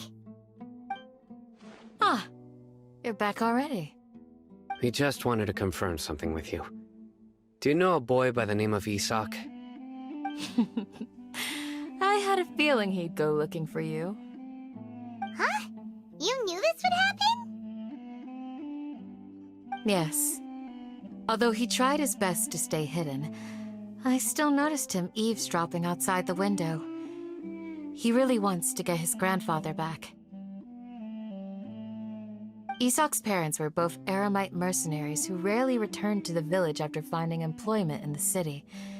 He was raised by his grandfather. Unfortunately, it was only a few years before his grandpa passed away. Isak was still very young at the time, so various families in the village took turns caring for him so he could survive. Later, an elderly mad scholar arrived at the village. Isak thought the scholar bore a striking resemblance to his grandfather, and thus often spied on the man. However, the scholar was unkempt in appearance and incoherent in speech. Although Isak referred to the man as his grandpa, he was afraid and didn't dare to approach him. One summer night, the oft mumbling and bumbling grandpa suddenly calmed down and seemed to become more lucid. He even noticed Isak hiding in the distance. So Grandpa walked up to Isak and patted him on the head. He even took Isak to the entrance of the village, where he patiently taught the boy the names of the stars, and accompanied Isak until he fell asleep. The next morning, Isak woke up and wanted to go find his grandpa again, only to realize his grandpa no longer recognized him. However, even so, Grandpa retained his calm expression. It's said that those who saw the scholar claimed he no longer appeared to be crazy, but appeared to be living in his own world, almost as if he were sleepwalking. Isak was thrilled that his grandpa was able to find peace, and would follow him all the time, asking him things like, "Grandpa, want me to take you somewhere fun?" Or, "Grandpa, could you tell me stories about the stars again?" All this somehow just makes Paimon feel really sad. It seems like they both deserve so much better. Perhaps. Nearly everyone who lives in the desert has some form of hardship or regret. But even so, we must still continue on with our lives. It's also my reason for fighting. I must continue to protect this land.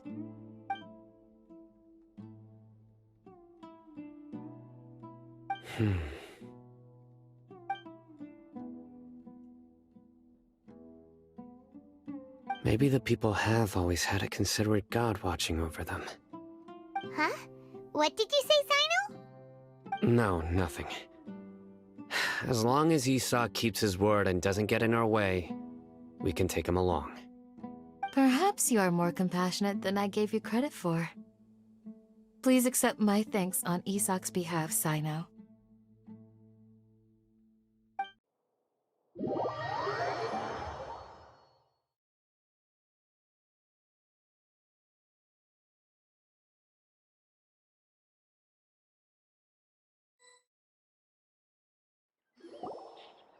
Hey, Isak! Oh, it's you guys! We've cleared everything up.